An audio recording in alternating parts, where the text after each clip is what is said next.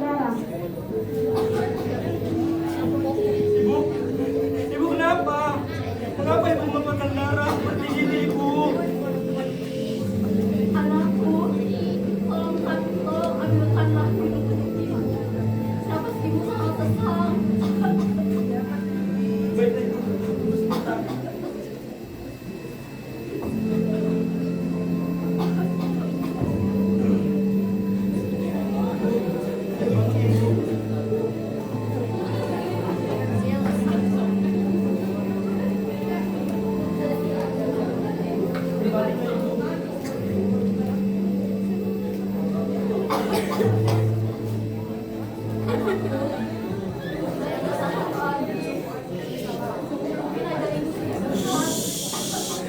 Tidak, ibu. Jangan bicara seperti itu, bu. Anakku, kau harus bisa hidup tanpa ibu. Kau bukan anak yang kuat. Tidak, ibu. Ibu, jangan tinggalkan Toba sendiri, ibu. Kau anak ibu yang paling berani. Hiduplah dengan baik, anakku. Tidak, ibu. Ibu. Ibu, jangan tinggalkan Toba, ibu. Ibu. Ibu.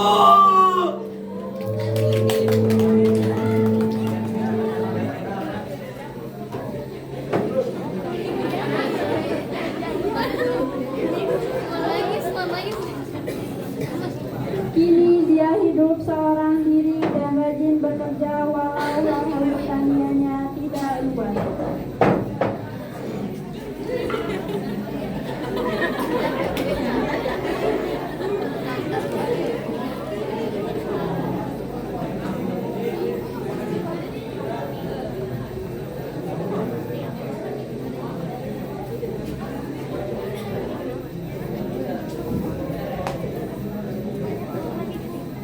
Di suatu pagi yang cerah, Toba pergi memancing di sungai.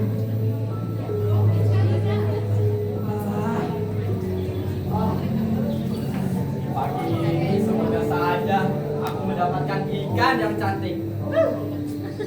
Amin ya Allah. Improvnya keren amat improvnya.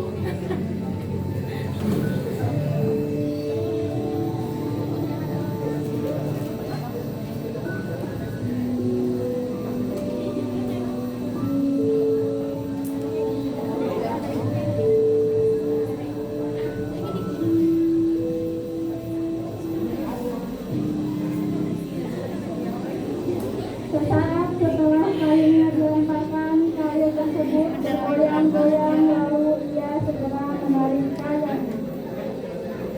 Aku akan mendapatkan ikan. Alhamdulillah. Akhirnya aku mendapatkan ikan. Bahagia sekali aku hari ini. Terima kasih ya Allah. Kau telah memberiku ikan yang sangat cantik. Sisihnya berwarna kuning keemasan. Pasti enak sekali jika aku makan. Sudahlah, aku akhiri memancing hari ini. Aku akan mencari kayu bakar.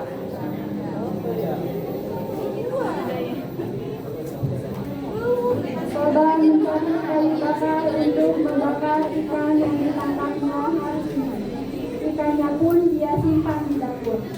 Ketika ia sedang mencari kayu bakar, tiba-tiba ikan yang ditangkapnya berubah menjadi seorang gadis yang cantik berhitam.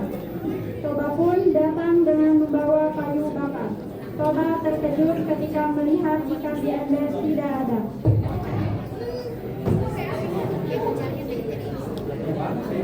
Ya. Oh, iya.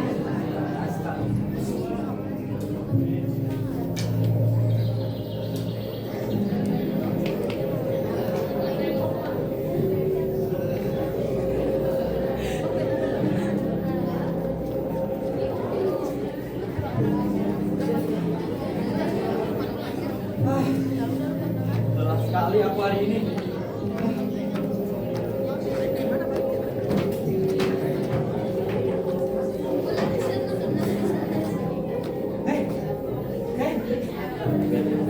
Di mana? Di mana ikan tangkapanku itu? Apakah yang dimakan kucing? Tunggu, kau jangan memakanku. Aku bersedia menemanimu, asal aku tidak mau makan. Siapa yang bicara itu? Jangan takut, Pak. Aku juga manusia sama seperti engkau. Aku telah bersenang budi padamu, karena kau telah menyelamatkanku dari kutukan sang dewata. Dan aku bersedia menjadi istrimu. Benarkah?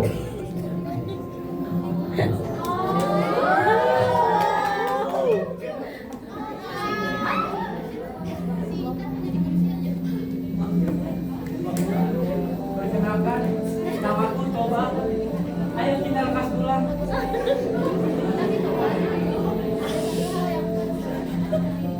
Apa itu?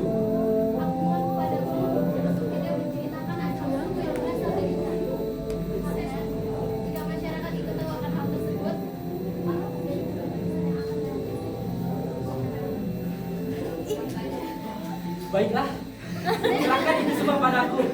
Aku akan membawamu kebahagiaan.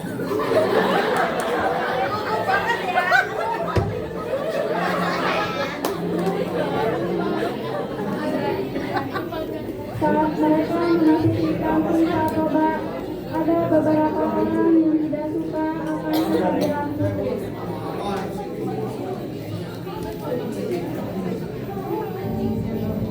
Ayo kita lekas pulang. Bahwa kita akan bahagia ke depannya. Oke. Tidak tahu, tadi aku tengok sama perempuan. Bodinya mantap. Guna, pupuk, iya pupuk, ajas, ujang lampu.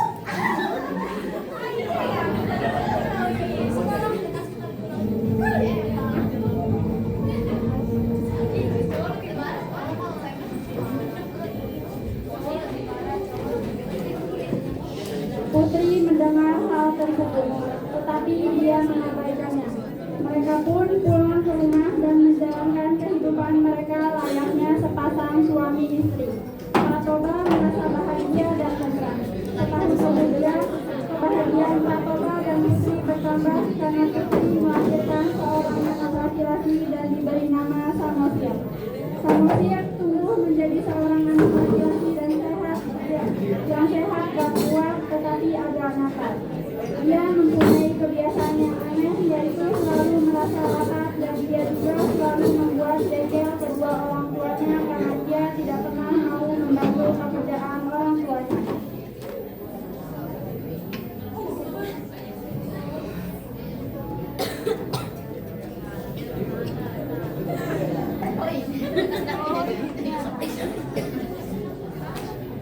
Aduh, Ibu, hari ini aku lapar sekali, Bu. Mana makanan untukku? Wah, Samosir, mana makanan tadi? Dan suamikan, Bu. Kan saya ini masih masa pertumbuhan. Karena aku sebenarnya aku masih lapar. Tapi ya sudahlah, kita main dulu. Ibu. Hei, Samosir! Samosir! Hei, Samosir! Ah, ibu ini selalu saja menyebabkan dia. Aku lapar, Ibu. Sabarlah, Pak. Ingat, Pak. Dia kan bukan kita satu-satunya. Jangan sampai hal sepele seperti ini membuat saya sedang. Sudahlah, Ibu. Buatkan saya makanan untukku. Perutku udah sangat lapar. Tunggulah. Aku akan membuatkannya. Bekaslah, Ibu. Toba masih bisa menahan kesabarannya. Namun kesabaran seseorang itu pasti ada batasnya. Sampai suatu ketika Toba tidak dapat menahan amarahnya.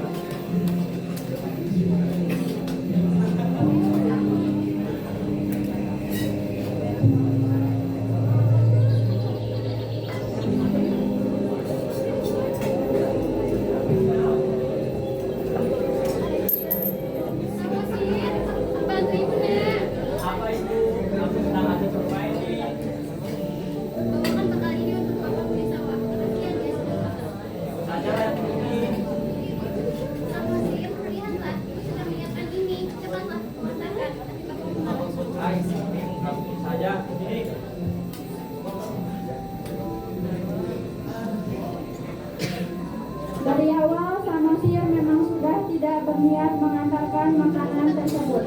Sesampainya di pertengahan jalan,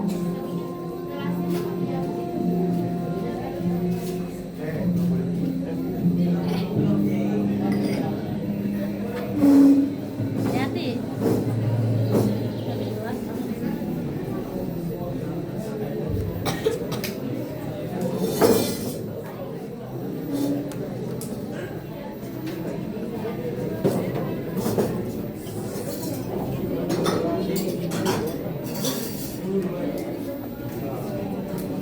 Jalan pesawat saja sudah membuat lelah.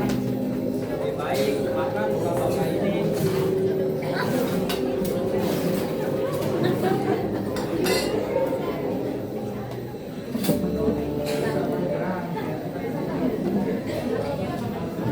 tanpa sadar bekal tadi telah habis dimakan oleh Samosir. Lalu dengan perasaan tak bersalah, Samosir pun pulang dan melanjutkan permainannya. Bapak yang sudah kepanasan dan kelaparan menunggu memutuskan untuk pulang. Sesampainya di rumah,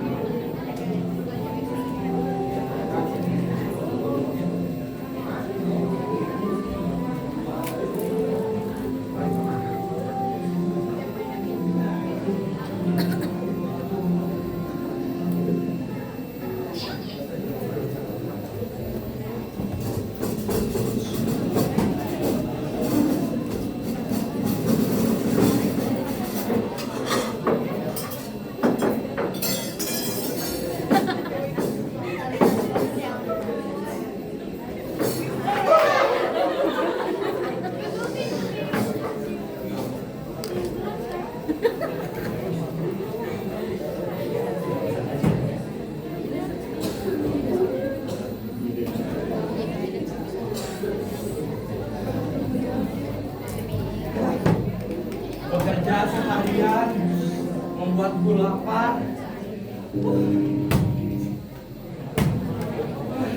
Sekarang perutku lapar. Pasti enak sekali jika aku makan makanan tersebut.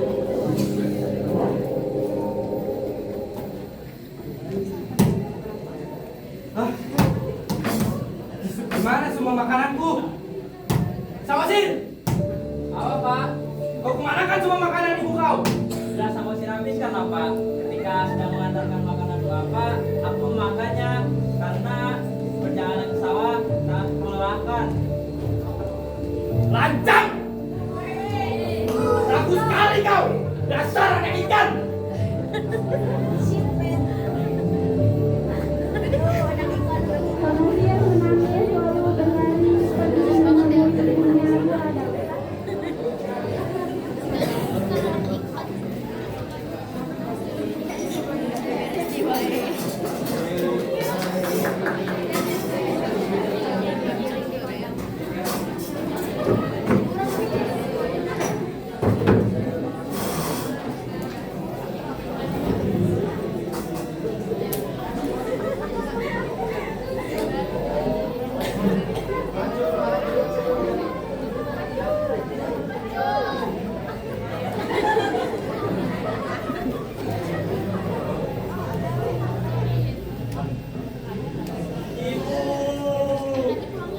menangis lalu berlari pergi menemui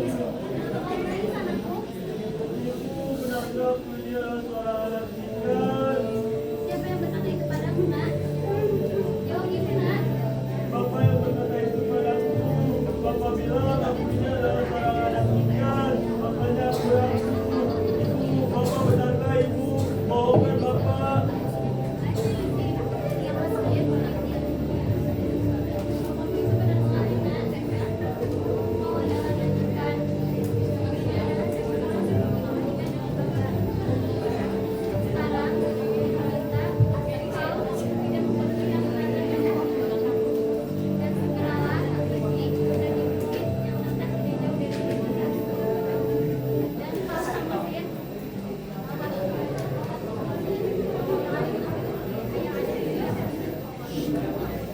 Baik ibu.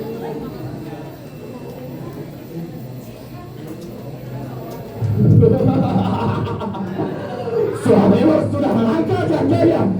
Sekarang kamu tidak bisa hidup di muka bumi ini. Kau harus meninggalkan muka bumi ini. Kau harus kembali ke tempat merantau, yaitu ke sungai, kembali menjadi ikan. Kalau kita berhak lagi tinggal di sini, cepatlah kau pergi ke sungai. Setelah mendengar suara gaib, seketika itu juga Samosir dan Putri lenyap tanpa jejak dan bekas. Tiba-tiba langit menjadi gelap dan turun hujan yang sangat deras disertai petir. Aku tidak tahu. Tidak biasanya hujan deras seperti ini. Aku rasa akan terjadi bencana yang sangat dahsyat daripada Sabila ini. Ya, benar. Memang kelamaan di kita akan tentang. Ayo tempat yang lebih tinggi. Tunggu. Sepertinya semua sudah sia-sia. Kita sudah terlambat. Dan sungai di desa kita akan mengendangi desa ini. Dalam hal lagi, dan sungai di desa kita akan mengendangi desa ini. Sudah, yang penting kita lari pada dulu. Akhir cerita, setibanya Putri di tepi sungai, mendadak langit menggelap. Kilat menyambar disertai bunyi buruh yang menggelegar. Putri kemudian melompat ke dalam sungai. Ia berubah menjadi seekor ikan besar lagi. Toba tak bisa menyelamatkan dirinya. Ia mati tenggelam oleh genangan air. Lama-kelamaan, genangan air itu semakin luas dan berubah menjadi danau yang sangat besar. Di kemudian hari, orang-orang menyebutnya Danau Toba, dan pulau kecil yang berada di tengah-tengahnya dinamai Pulau Samosir.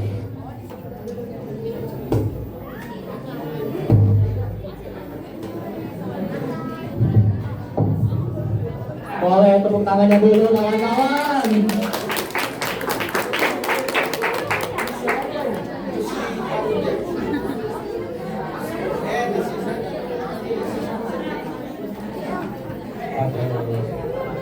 Gimana, seru tidak?